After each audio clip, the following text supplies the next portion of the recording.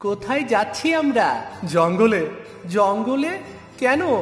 ওই জঙ্গলের বাগানে মিষ্টি কাউ ফল আছে, আমার খুব খেতে ইচ্ছে করছে। তোরা যা, আমি যাব না। কেন কেন? আমার খুব ভয় করে। কিসের ভয় বেটা? মা বলেছিল ওই জঙ্গলে নাকি ভূতের বাগান বাড়ি আছে, বিরাট প্রাসাদ আছে ওখানে। আচ্ছা, তাহলে চল আজ রাজার বাড়ি গিয়ে বেরিয়ে আসি। চল চল।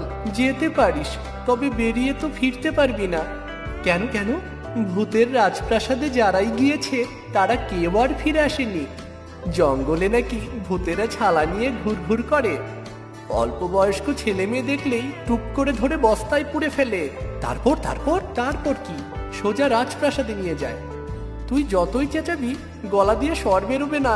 তারপর নাকি সিদ্ধ করে খায়। বাবারি বাবা! বলিস কি? তাহলে তো বিষয়টা দেখতেই হয় রে। কি রে বিল্টু, ছুটছিস কেন? আসছে আসছে। কে কে আসছে? ভূত নাকি? মানে দম ছাড়তে দিবি তো নাকি? কে কে আসছে? আরে আমাদের পণ্ডিত মশাই। বলিস কি? হঠাৎ এই সময় কেন রে? যদি তিনজনকে একসাথে পায় তাহলে নির্ঘাত পড়াশোনা করাবে রে। চল চল। তা ঠিক, এখন কি করা? তোর মাথায় এত বুদ্ধি, আর এখন কোনো বুদ্ধি খুঁজে পাচ্ছিস না। একটু আগে তো ভূত নিয়ে খুব বাহাদুরি করছিলি, বললি ভূতের বাড়ি যাবি, আর এখন পণ্ডিত মশাই নাম দেখেই হেদিয়ে গেলি। আরে পণ্ডিত মশাই তো ভূতের বাপ। চল চল, পালাই পালাই রে। ভূতনাথ, ও ভূতনাথ, কোথায় গেলি রে বাবা? কি যে হয়েছে ছেলেটার, সারাদিন শুধু কি করে ঘুরে বেড়ানো। লেখাপড়ার যে কি হবে? পণ্ডিতকে কইছিলাম বাড়িতে এসে পড়াইতে, সে তো আর আসলোই না। কি যে হয়েছে! আমি আইসা পড়ছি। এই জটাধর পণ্ডিত যারে কথা দেয় সে কথা রাখে।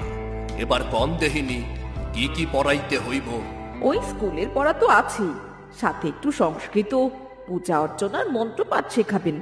কিন্তু কিন্তু কি? আপনি কেমনে পড়াবেন? আমার ভূতনাথ কইলাম দুষ্টু, ওরে পড়াইতে গেলে বেদ ছাড়া হবে? হবে না। এবার মানিয়েছি, কথা না শুনলে মারবেন সপাং সপাং। দেখা যাক। কিন্তু আপনার ছেলে কই? ভূতনাথ, এই ভূতনাথ!